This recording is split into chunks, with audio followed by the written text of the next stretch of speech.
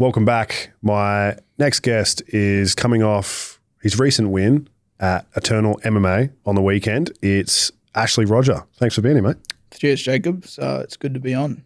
Well, we mentioned this before. You said that this is your first proper podcast. Yeah. But you've done multiple interviews before? I've done a couple of interviews before, yeah. I did obviously all my post-fight interviews and stuff.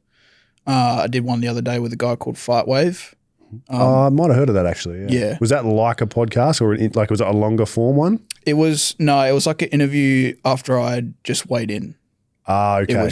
It was at the HBF Stadium. Yeah. So it was just like not like a proper podcast set up like this, but it was just, on the go. And talking to you about the actual fight. Yeah. Just asking me questions about the fight, about how I got started at Luistro and that kind of stuff. Yeah. So this was your 8th fight. We mentioned this before. Yeah.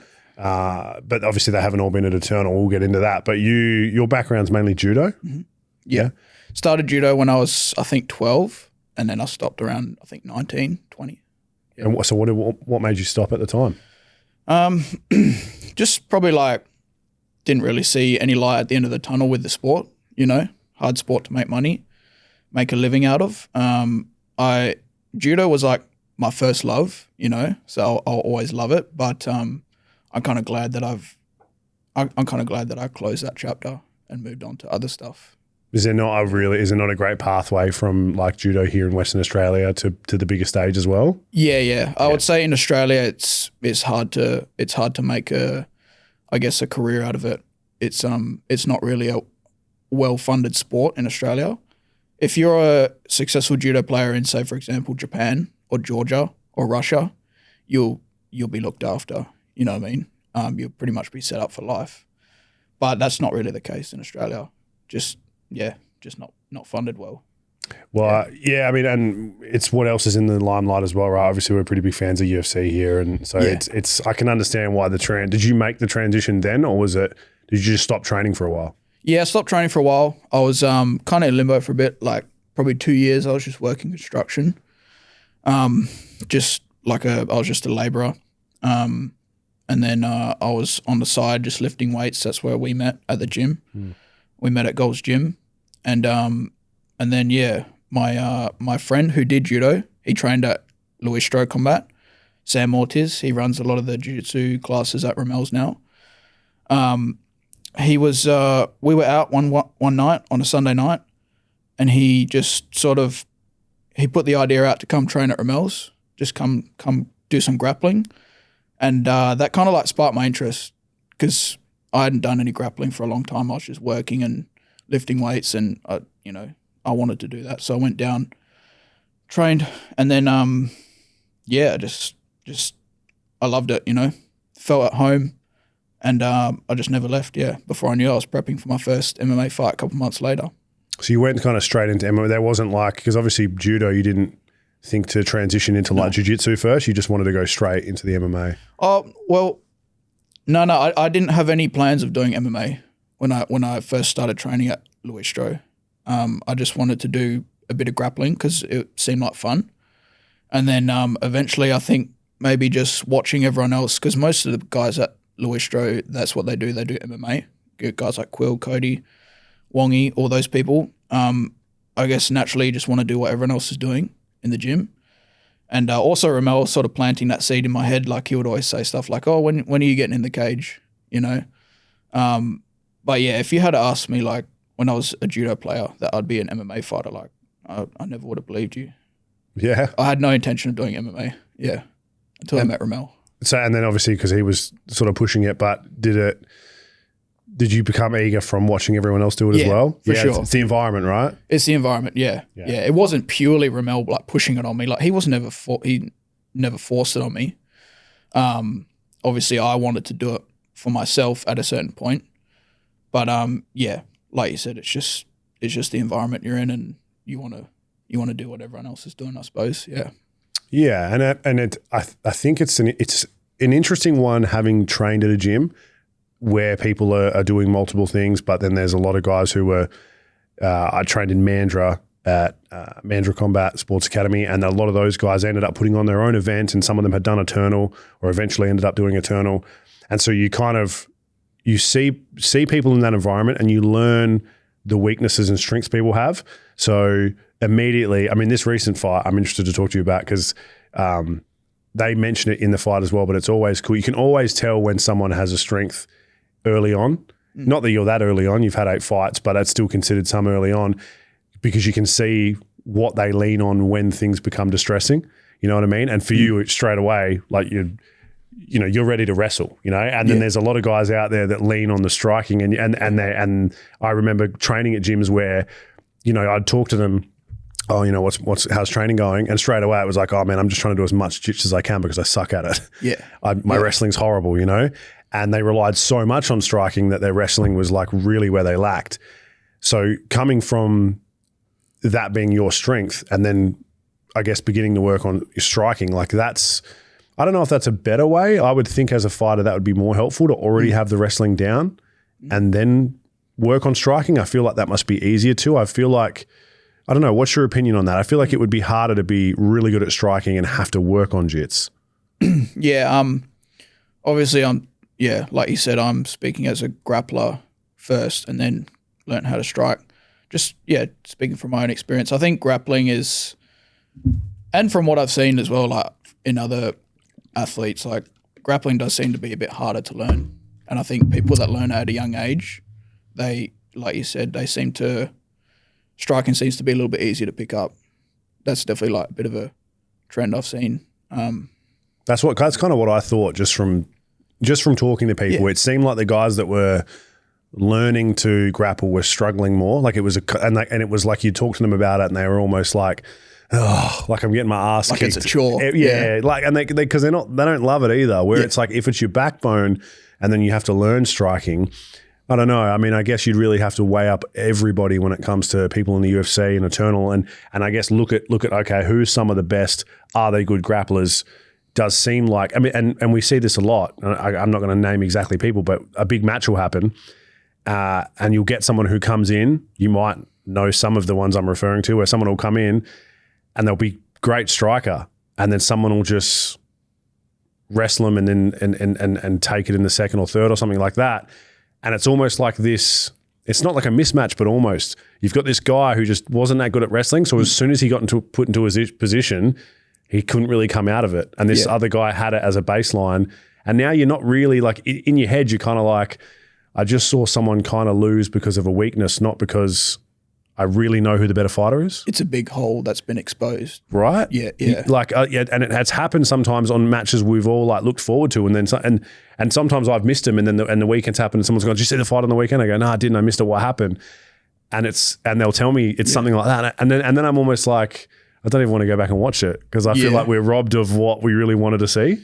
Yeah. Like a real fight. Yeah.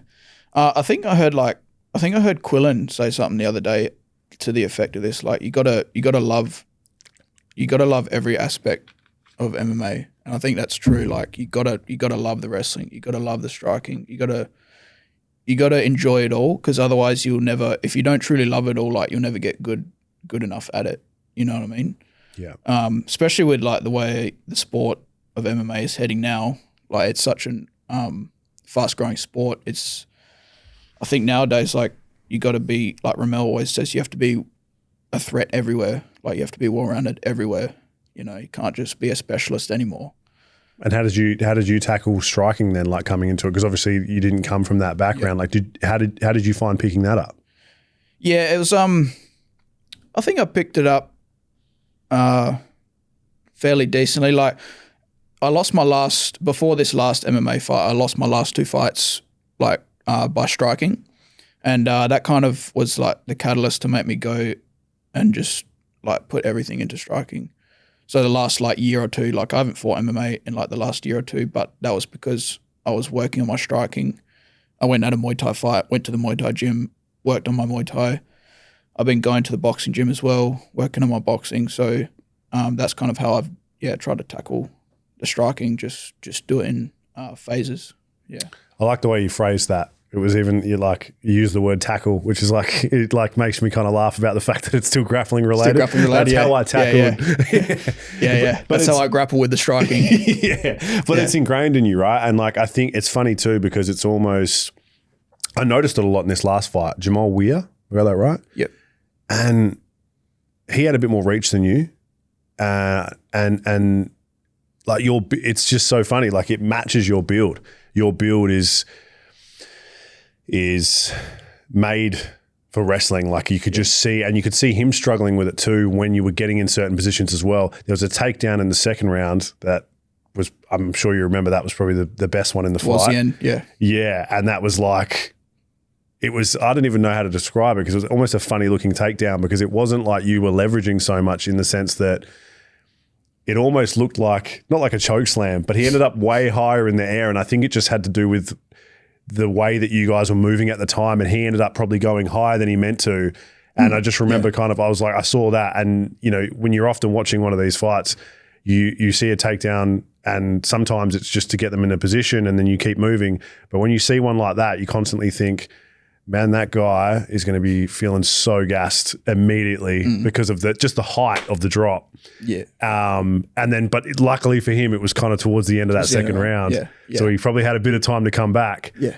And then obviously you ended up winning by points, like unanimous decision, right? So how did you feel like about the performance in it overall for yourself? Like obviously you won, but were you, because I kind of saw like part of the post you put up was like you won, but you weren't that happy. Yeah. I'm happy to get the win. Like I'm coming off 2 losses, so I have to be happy with the win, you know, but there's just things that could have been better. Obviously, like there's always things that could be better. I feel like I didn't really let my hands go that much, probably just out of respect for my opponent's power. Like I've seen his fights before. He's won, I think, all of his fights by knockout, and he's Maori as well. So do the math on that. He's going to hit hard. But you guys had a similar, because those are the fights that he's won, that he's finished like that. But he had a similar like loss win ratio to you, didn't he? Yeah, I think he was 3-4. Yeah, and I was 4-3. Yeah, so pretty similar. Yeah. Yeah, it was good. I think it was fairly evenly matched. Yeah, and then just my like chaining up on my wrestling as well. I wasn't chaining my wrestling as much as I usually do. But yeah, like these are all things that I can build off of. Yeah, I'm just got to get back to the gym, keep training. That's all there is to it. MMA mindset. That's the way to do it. You won and you're still like, I need to work on this, which is like the medicine or the not the medicine, like the recipe for like a good fighter is someone who still wins and then goes, I need to work on this. Yeah. Keeps you grounded, keeps you wanting to work towards something. I think that's important. Yeah. Well, it sounds like you had a good, so it's Luistro, and you obviously would have gone through fight camp with Quill and stuff like that as well. Yep. I've got to become more familiar with some of the other guys there as well, but what was that camp like, and do you think that has a lot to, like, being around those guys and being at that gym and in that environment, do you believe it allows you to like work on things to the best of your ability during that period? Yeah, absolutely. Yeah, you're only as good as your like your training partners. Like I would hate to be the best guy in the gym, you know. I've always got Quill to chase. I've always got Cody to chase. Even other people in the gym, they still like, you know, on any given day, they could still manhandle me. You know what I mean? So it's good. Sometimes it's hard on the ego, but I would rather be in a room like that than a room where I'm just like smashing everyone. Yeah, but being a part of like Quill's camp for his UFC fights and stuff, it's and then Seb Saleh also fought as well. Being a part of his camp, like that only elevates my level. I'm really grateful for my training partners. Yeah. Absolutely, yeah, and work ethic, right? Like, you know, so you're around people who are serious about it. You're not just kind of at some gym where people are like, you know, not sticking to what they need to, like diet wise, training wise. It's a huge regimen that you guys have to go through during those periods. I mean, you definitely can't skip that stuff, and it's something that I've looked at before and seen people do, and just think, Jesus, you weighed in 70.3 or 3? 70.3. Did you have to do much cutting or? Yeah, I dieted down for like quite a few months, and then in the last week, I think I did 6 or 7 kilos in fight week. In the 5 weeks, okay. So you didn't, and then did you do much like water? Sorry, I said in fight week. Oh, in fight week. Sorry, I did about 6 to 7. Oh, okay, water. Yeah. Or in water, I actually didn't do much in water. Oh, so you didn't do any much, like you didn't sauna I or did anything? I think 1 or 2 kilos the day of the weigh-in. Oh, okay. Is there a reason that you chose to do that as opposed to like, the other approaches people take where they generally like try to do more, maybe less diet, more water, or? I don't know. I dieted down like fairly hard for this one. I think I just wanted to see like where my weight would go because I've sort of like floated with the idea of going to featherweight. What do you normally sit at? I usually sit around 78 to 80 kilos. Yeah, and then featherweight. What's featherweight again? Featherweight is 65.8, 66 basically. Right, so maybe with a little bit more water and stuff, like a little bit more maybe like, manipulation before it. But is Eternal, what's the weigh-in for that? What's the time period? Like Is it still 24 hour? I think it's about 24 hours. Yeah, because I know some of them are different. Like I only just learned that recently. Some of them are closer, like 2 or 4, or like I don't know. I don't know if we have any here that are like that, do we? Yeah, that makes a big difference. Yeah, like the Eternal weigh-in was good. Like we weighed in, I think it was around 3 o'clock in the Arvo. Okay. And then we fought the next day around like 4 or 5 o'clock, which was good. Oh yeah. But then there's like Domination, for example, the other promotion in Perth where you weigh in at like 6 p.m. and then you fight around 4 or 5 p.m. So you get a little bit less time. A little bit less time, yeah. So we don't do any same day ones here though. No, yeah, because that's like there's definitely there's like a big one in America that does that, eh?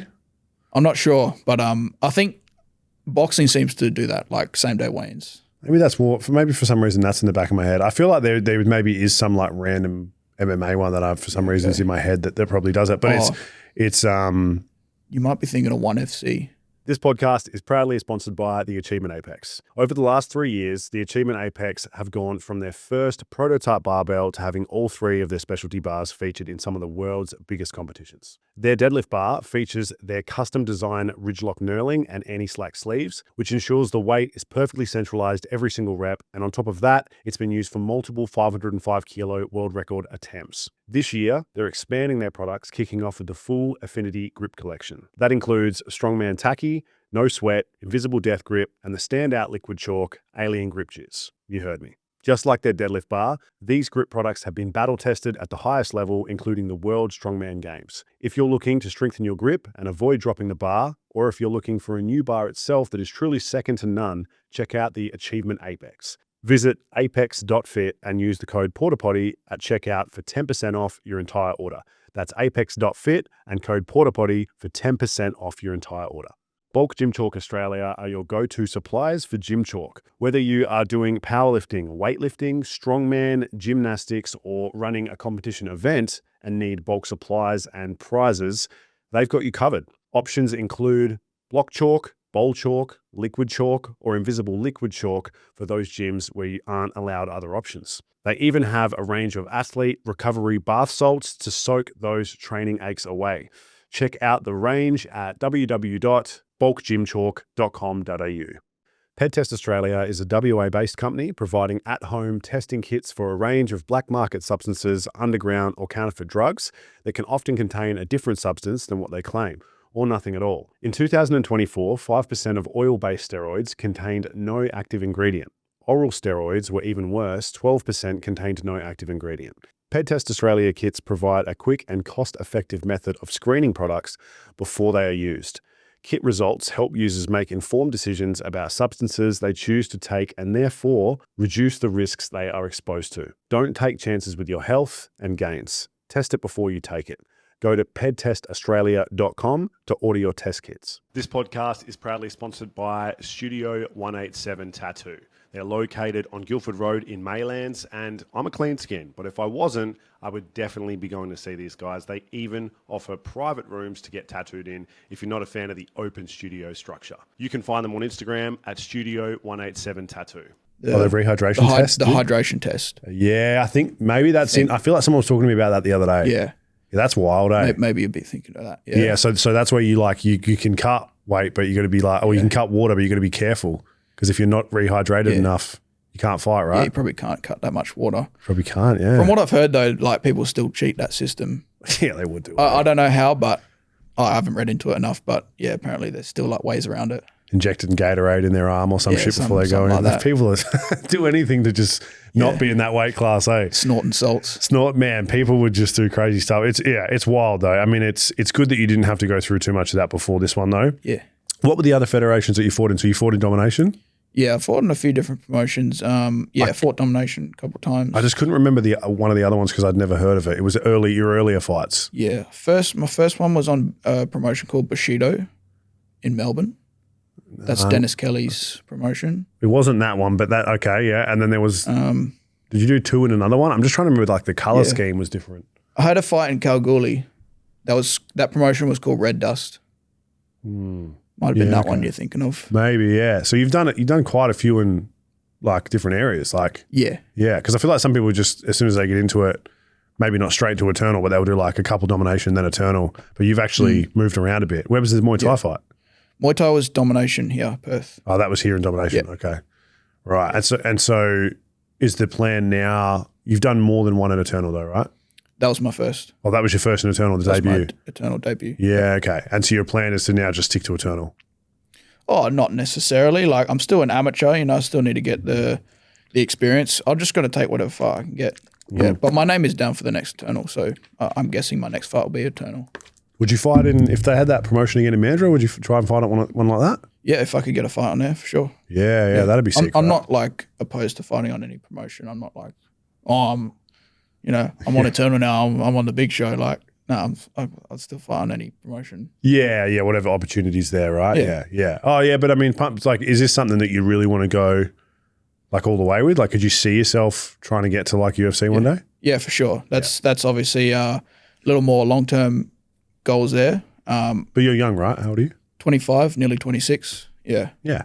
I do want to make a career out of this, but at the same time, I don't like looking too far ahead. Like, I just like to look at what's sort of around the corner, Right now, I just want to finish I want to do 2 more amateur fights to get to 10. Obviously win those 2 fights, and then I'd like to turn pro before the end of the year. That's what my goal is. Oh, I love it, man. Sounds like you're in the right space for it. You're definitely around the right people, and sure. You've got the right opportunities, which is good. I'm trying to think when did we meet? That must have been 5 years ago. Had to be a while ago. I reckon it was about 2021 or something like that. Yeah, I noticed it as soon as I saw you because the ears have come a long way. Yeah. I didn't think I had the pretty boy ears back then. Yeah, I was gonna say, what's your experience with them? Do you drain them? These ones, did I drain them? I think I drained them. Yeah. Because yours aren't too bad. It seems to be most up top as well. Yeah. Yeah. No, mine are good. They're not coming over the ear holes or anything. I can still hear fine. That looks tough, man, when that happens, eh? People like can't use earbuds and shit anymore. You're I mean, that's probably not. That's the fucking first world problem, but in my head, I'm like, how frustrating would that be? Yeah. But that's when like you've obviously, that's why I'm thinking. That's why in my head, I'm like, must have been a while ago. Because that stuff doesn't happen overnight. Yeah. Well, I think I got these like when I first sort of started training at Ramel's. I never had them at judo. Like it's actually pretty common in judo to have cauliflowers. Yeah, it can be, right? Yeah. I never got them with judo, so it's maybe like I've heard there's like some people reckon there is like a bit of a predisposition. Like some people won't have them for 6-7 years. Some people get them in the first one. Yeah, so and then some people just don't even get them. Like, yeah, it's a weird thing. Yeah, I don't know why, but yeah, that's an interesting one. What I guess because we mentioned judo and like wrestling, I spoke to a guy who does like ADCC over in the States, and we were talking a lot about wrestling. He's a wrestling coach in America. So wrestling's like obviously, or wrestling like specifically is obviously more of a thing over there. I don't think we have like, because we don't do college wrestling and stuff here, it's not really a thing here.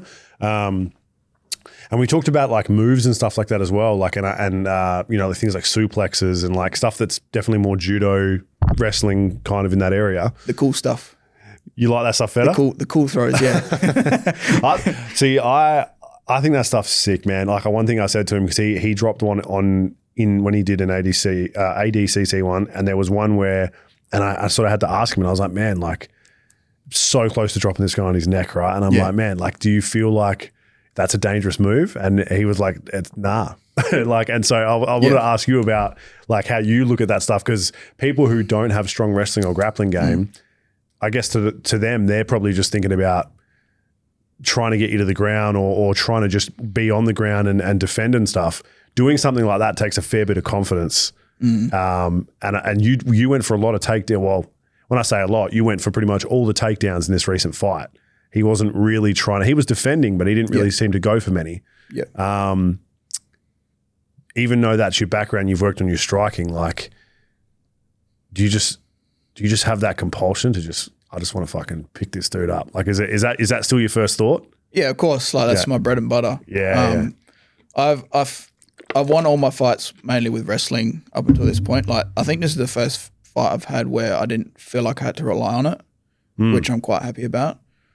But of course, yeah, wrestling's always going to be wrestling, grappling, judo. That's always going to be my my bread and butter. That's always my go-to for sure. Yeah, and it's just hard, right? Because you, as you said, you don't want to feel like you're leaning on it, but you know that it might be the difference between you winning. Sure. So it's going to be one of those things. Yeah, it's. Yeah. If there's going to be, I suppose you can't pick an opponent now, right? But like, is there anyone that like you think you would be a good matchup with, or anyone that you would like to fight in Eternal, maybe like at the next one? You know, I'm actually not really like fully invested in like the regional scene. I don't really know the names, and I just, you know, I'm just in it, right? Yeah. But there are definitely like good fighters out there. Like I've seen like Aiden Todorov. He's a good up and coming prospect. Got a lot of hype behind him. But I think he's featherweight now, so I'm not sure what weight class he's going to be in. But yeah, I'm not like too clued up on the regional scene in terms of like names, and you know, I just get offered a fight and I'll just say yes. You know? Yeah, ready for it to make it happen. Do you find it? Do you struggle to fit it in with work or anything? What do you do for work? I run classes at Ramel's. Oh yeah. He overpays me, which probably keeps my head above water. And then I do PTs as well. I've got I do a couple PTs. So it works in with the lifestyle pretty easily, which is good. Yeah. Because obviously finding time to train is a hard one. Yeah. Yeah. Yeah, I think if you want to like make a career out of it, you got to put like training as your number one priority.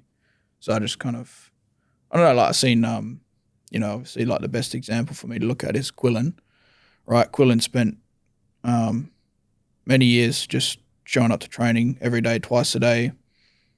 Didn't have much money to his name, and you know, things have changed pretty quickly for him now. You know.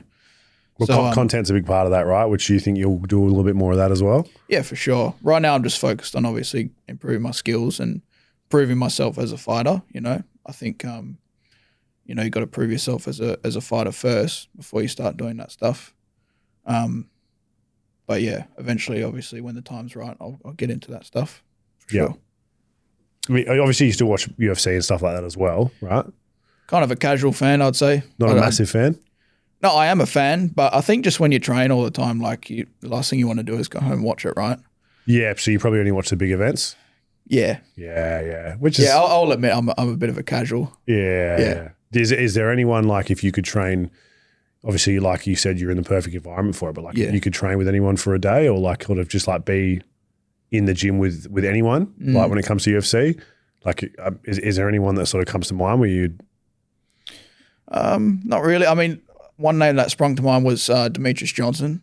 Okay. He's got like a YouTube channel now, and he goes around and he travels around and he trains at different gyms and stuff, and he just seems like a cool guy, and like would be awesome to train with. I mean, he's one of the best fighters that's ever done it, you know. And he seems like a good training partner, you know. He doesn't seem like he would spaz out on you or anything like that. Yeah, is that something that you've experienced? Yeah. Well, I mean, yeah, sometimes people you train with other people that you're not like familiar with. They want to just take your head off. You know, it's like, well, if we're going to do that, why don't we just fight? Like, why don't we just get in the cage and do it? You know, we're not getting paid in the gym, you know. No, you don't want to get injured in the gym, right? Like, and then for nothing. Lose brain cells for nothing. Yeah. Yeah. How do you feel about the whole losing brain cells thing? You just sort of made peace with it, like it's just part of the job? I think, like no one comes out of the sport completely unscathed, you know. All you can do is do your best to be as skilled as possible, and hopefully that staves off the CTE. Try to not get punched in the head. Try to not get punched in the head, which is hard when you're training with guys like Cody and Quillen. Yes. Yeah, it's great. Well, so you moved, I guess, like you went from judo, you've come into MMA. I mean, influences and I don't know, I don't even really fucking want to mention Jake Paul and shit, but like people have made sport weird now and people are just doing all different kinds of stuff. Like I remember like Anderson Silva, you fight Logan Paul or Jake Paul, one of them. I think you fought Jake, yeah. Maybe, and I just remember thinking it was weird. Could you see yourself like transitioning like one more time and do something else, like trying, like doing like, because you did Muay Thai, would you do a boxing fight or? Oh yeah, for sure, but not in terms of like an influencer, like money grab sort of thing. Like I'd want to do it for skill development. Yeah, but you wouldn't punch someone like an annoying young influencer like Jake Paul if you got the opportunity to, surely. Maybe not Jake Paul because he's a couple of weight classes on you. Yeah. But there's that, you see these guys now that are like on Instagram and they're like fighting their followers and shit. See that guy that got real popular from it and he was like... I think there's an amateur boxer I've trained with. His name's Ace. And he's doing it? Fights, I think he goes on the street and he just says $50 for whoever wants to fight me. Right. And then he just scraps them there. Nice. $50 for some CTE. That sounds a bit of a bad trade-off. Interesting. Yeah, okay. Yeah. I just wonder because I'm like you've done more than most people would have. Like obviously having done judo, even just doing like one Muay Thai fight. Muay Thai is obviously it's again different, and then MMA. You know, all those things would help to kind of do what you do now. But I feel like not many people have the experience of so many different areas of it. Okay. I purely did the Muay Thai just to upskill my striking. Yeah, but it still would have been slightly different approach to training, right? Of course, and then obviously would have helped you improve your lower body striking because I did it for an extremely short period of time just to learn a bit about it, and it was mainly like, you know, just like kickboxing as like an element of it, and just like that alone I was just like, I can't imagine actually trying to get really good at this. I could barely even kick with my left leg. I was like, this is horrible. I can't even kick a ball with my left leg, man. Yeah. You know what I mean? It requires a bit of hip mobility. A lot. Yeah, a lot, doesn't it? Yeah, for sure. And the way the training is designed, it's like very repetitive. You just basically show up to the gym, you do the same thing every day, and that's the way you get good at a sport like Muay Thai. And even boxing as well. Boxing is quite similar. You just got to do the boring stuff over and over and over again. You find MMA not so much like that, more interesting? I suppose it kind of is actually, but there's so many different areas, you know, there's so many different areas so many different facets like of the sport to work on. They're like, if you get like a bit bored of striking, then you can do more wrestling or, you know, vice versa. Yeah. But there's always different stuff to work on. And so what was one of the main things like that you took out of this recent fight? Like what was, you know, what, like obviously you feel like there was things to improve on and stuff, but like what was the process sort of going into it and what kind of mindset do you use going into it? And then like how does that compare to how you felt coming out of it? So my mindset going into the fight, I just tried to have a bit more fun with it, you know. I feel like I hadn't really like enjoyed the process that much in my first like few amateur fights. It was all very serious. I don't know, I just tried to enjoy a bit more. You know, I knew that I did everything I could like in training to prepare myself as best as I could. So I just thought, well, let's enjoy it. You know, like on my walkout, I was smiling. I've never done that before. You know, I just try to enjoy a bit more. Yeah. Not put too much pressure on yourself. Yeah. Just don't put too much pressure, and whatever the outcome is, I can be sort of okay with it because I knew that I'd try my best in the lead up. Yeah. Yeah. Okay. Well, man, look, it's interesting. It was a good fight to watch. There's one or two of the old ones I haven't completely seen, but I watched the last three, I think, including this one. And you can definitely see like the improvement overall in probably just how you handle yourself. And this one, like I said, it was good to see. I knew that you had that kind of background, so I could see it in the way you were moving, but you definitely didn't lean on it this last fight. So it's good to see that you're making those improvements for yourself, really. I mean, I love watching wrestling, but like I know it's helpful for you to not rely on it solely. And, you know, I think it was good. And you know, you're from Warnbro. You grew up in Warnbro? Or? Yep. Yeah. Yep. Grew up there. Still live there. Yep. Gotta love it, man. You know, I'm Rockingham, so we got to try to represent us, man, because there's not many of us from down there. You know, there really isn't. You know, look, I'm glad we were able to catch up and have a chat. Hopefully, you can fight at Mount Mandurah one time, because you know, just be cool to fight in the place that you live, so that you don't have to stay at a hotel or drive up to Perth. Yeah. But I've not been to an Eternal event, so regardless, when you are on the next one, if that is what happens, I will make sure that I get down to it, man, because I think you've got the right mindset. You can always kind of tell with people when they're a bit more serious. There is a lot of weirdly relaxed guys in MMA. Yeah. Who aren't really that, like, you're like, do you want to go to the UFC? And they're like, oh, no, just kind of having fun. I almost respect like people that do it for fun more. You know what I mean? Like, it's not maybe that I don't have respect for it, but I'm always kind of like blown away that they're putting so much effort in to just have fun. Absolutely, yeah. I don't know if I'd be putting in this much effort if I was just doing it for fun. Yeah. You know, like maybe if you train 3 days a week, but you guys are there like almost every day. Like, how many times do you train a week? I train twice a day, every day, yeah. But you train down here, or you're up there twice a day? Luistro, yeah. I go to Luistro, I go to Southern Power Boxing Gym as well. Sometimes I go to Synergy, Muay Thai Gym. Just whatever you need to get the training in. Work on, yeah. Man, it's work ethic. I love it. Well, hopefully, you know, I'm talking to you in years to come, and we're talking about like your first UFC fight, and you can hopefully have, if not the same level, no significantly more CTE. Yeah. So yeah, we'll try to stave it off for a bit longer if we can. All right, and hopefully the ears hold up as well. Like hopefully you can hear me when we're talking. Yeah. Keep it away from the. Yeah. They look all right so far. You look like you're just up top. You'll be right. Yeah. Top heavy. No, look, man. It's great to have a chat with you. I'm glad we met years ago, and I'm, like I said, it's wicked to have someone from Rockingham, you know, representing as well. And I really look forward to seeing you fight again. And honestly, man, just best of luck with everything. And like I said, hopefully one day we're talking, and it's because you've made it in the fight game and do it for a living. Yeah. I do believe I will. Yeah. I've got a lot, like I said in my last post, like I've got a lot of work to do, you know, but I look forward to the work, you know. I enjoy doing this, you know what I mean? Like, I think I could have done anything, but I chose to do this. So I think that makes, I don't know. I think that's like